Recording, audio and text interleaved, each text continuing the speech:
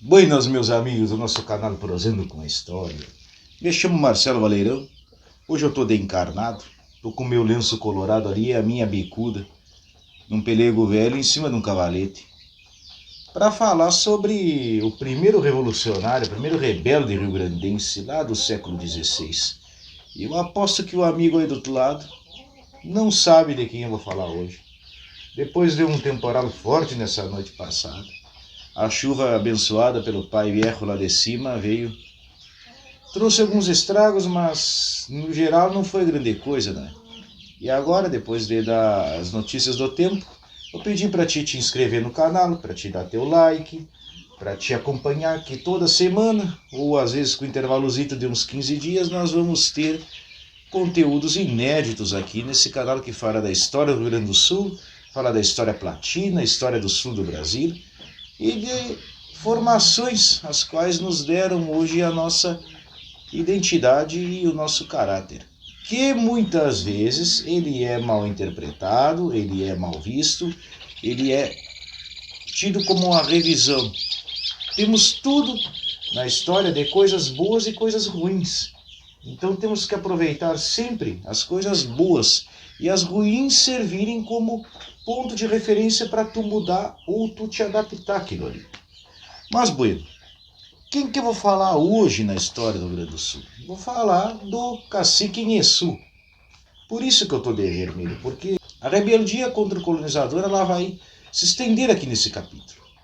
Contra um colonizador que fez, a partir do século XVII, o mundo dos MBA Guarani mudar completamente como uma revolução no modo de vida deles. De um lado, do norte, vinham os bandeirantes e do leste vinham os jesuítas. Então, quer dizer que tu estava entre a cruz e a escravidão. Para muitos deles, dentro da historiografia, a escolha da cruz foi uma forma de proteção contra a escravidão imposta pelos bandeirantes. Mas ambas elas também remetem a uma forma de colonização da mente e do corpo. Isto deixa ao encargo de vocês interpretarem. E sempre trazendo aqui essas polêmicas ou talvez formas de construirmos o conhecimento, eu do meu lado e vocês do lado de vocês aí, conversando, comentando embaixo, isso para mim é uma alegria imensa, como eu já falei. Vamos partir do princípio.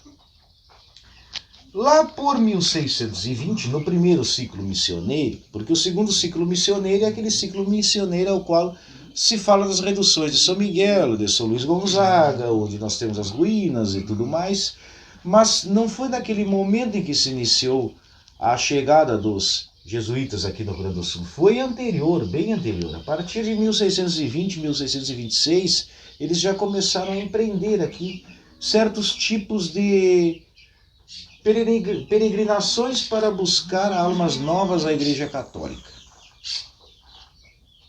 E nesse momento, houve uma fundação de 18 reduções jesuíticas aqui, que são as reduções do TAP. Assim como nós temos lá no Paraná as reduções do Guaíra, e nós temos no Mato Grosso do Sul, as reduções de Itatim, esse foi a primeira tentativa concreta de se colocar nas Américas uma nova forma religiosa de se ver o mundo, através da Companhia de Jesus, dos famosos jesuítas já muito citados aqui e citados em outros canais da história. Só que nós tínhamos aqueles indígenas que aceitavam aquela nova proposta de vida, de viver reduzido e aceitar um novo Deus, como, por exemplo, o cacique Adalto. O cacique Adalto, ele apoiou muito esses padres desse primeiro ciclo missioneiro. Ele era sogro do cacique Taboraí ou Tabaraí, um daqueles que resistiram na Batalha do Mbororé em 1642, a primeira e talvez única batalha em toda a história dos bandeirantes que eles levaram uma surra de pelego. Mas isso nós não temos ainda fontes concretas. Só cita-se poucas passagens sobre o cacique Taboraí ou Tabaraí. E nesse contexto, nós temos aqueles também que não aceitam esse tipo de invasão, de colonização, que se insere o cacique Inheçu. Um cara que é muito mal visto porque, em primeiro lugar, não se conhece ele. Em segundo lugar, o que é escrito sobre ele é apenas sobre a visão dos jesuítas. Então ele entra para a história como o assassino dos 3 santos mártires de las Misiones, ou seja, Roque González, Juan de Castilhos e Afonso Rodrigues. Basicamente, isso aí pode ser um tipo de injustiça histórica sobre Inheçu, até mesmo porque ele estava tentando defender a religião dele, o costume dele e o modo de vida dele, que era visto como algo completamente ao contrário do que era pregado pelos dogmas católicos. E nesse sentido, ele vai passar para a história como um rebelde, como um assassino, e ele vai passar pela história também, sob o ponto de vista da defesa dos costumes indígenas, como uma resistência. O cara que se revoltou, o cara que usou o encarnado, mesmo antes do vermelho, que é encarnado, ser uma bandeira dos revolucionários. Ô, coisa gaúcha, hein? Estou sendo muito revolucionário nesse capítulo de hoje. Mas nós temos que ser revolucionários, não apenas pelo lado do governo. De vez em quando nós temos que pegar um rumo para a canhota e sair batendo facão de toda a volta. Mas, seguindo o baile, toda a história se começa a partir de 1626, quando Roque González, que foi o encarregado de montar as primeiras reduções do TAP aqui no Rio Grande do Sul, começou a fundar essas pequenas reduções jesuíticas que eram primitivas. Receberam vários ataques dos bandeirantes. Os bandeirantes levaram 1.200, 2.000, 3.000 índios que já estavam reduzidos e colocados em um local para São Paulo.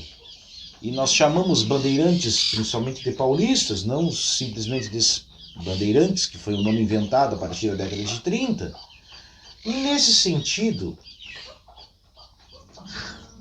em 1628, no Cerro do Itacurunhum, Inhacurutum, o Cerro Velho bem gaúcho, Cerro das Corujas, MBA Guarani, na linguagem e no dialeto deles.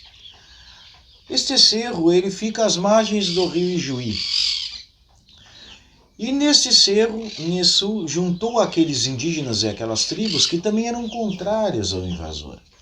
Nesse contexto da história, em janeiro de 1628, pela lenda, como se reza, a lenda, essa palavra, reza a lenda, muito ajeitada essa expressão. Acendeu-se uma fogueira naquele mormacento janeiro de 1628 e eles começaram a planejar a resistência, expulsão ou morte daqueles que eles viam como invasores, que eram os padres jesuítas. E no dia 15 de fevereiro de 1628, ele vai entrar para a história como o assassino desses 3 padres que eu já citei. No contexto geral contado pela Companhia de Jesus, Roque González havia ajudado a fundar a redução da Nossa Senhora de Assunção do Ijuí e partiu para a fundação da redução de todos os santos do Caaró.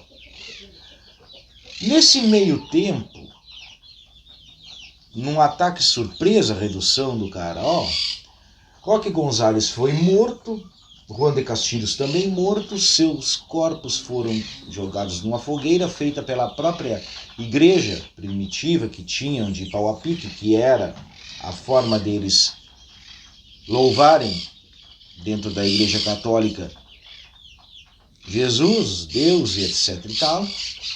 E naquele momento ali já surge uma própria lenda que vai ser contada futuramente, que é do coração do Roque González. Dizem que o corpo dele queimou e logo depois mexeram lá numas varetas, na brasa, e o coração dele estava intacto após queimar. Até esse ponto não se sabe se é fato ou não, mas se sabe que está em Assunción, lá no Paraguai, o coração do Roque González numa peça de prata e ouro, comprovando como ele era um mártir. Ele foi beatificado e santificado posteriormente. Inheçu, no dia 17, parte para a redução de Ijuí, mata também o padre Afonso Rodrigues, e dali daquele momento posterior, ele simplesmente é apagado da história, ou é visto como um assassino, é visto como literalmente um Anhanguá, um diabo contra a fé de Deus. Não se pode falar aqui nesse sentido o que se faz naquele momento, pois estamos no século XVI, no século XVII, nós estamos na formação de uma América nova, nós estamos com a Companhia de Jesus, nós estamos com a exploração dos bandeirantes, nós estamos tendo um contato entre indígenas, que é uma cultura, e europeus, que é outra cultura completamente diferente da indígena.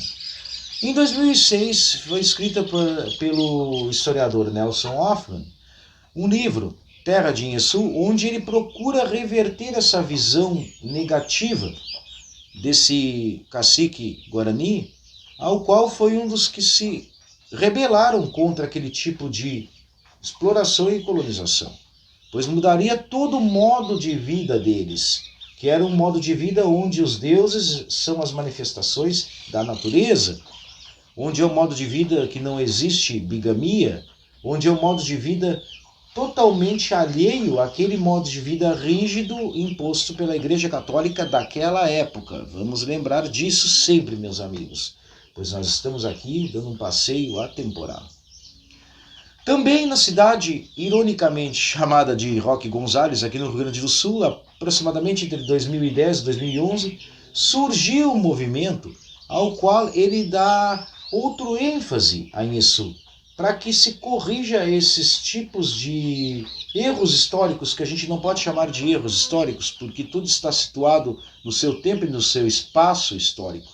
A visão e interpretação nossa de agora, ela sempre vai acarretar e modificar aquele momento histórico. Inhaçu não sabia o que era Rio Grande do Sul, Inhaçu sabia apenas sobre sua religião, sobre seus costumes e crenças que estavam sendo ameaçados. Muitas vezes a gente leva para esse lado pessoal, que ele já tinha um ideal, um momento, algo mais amplo. Não, era uma defesa dele.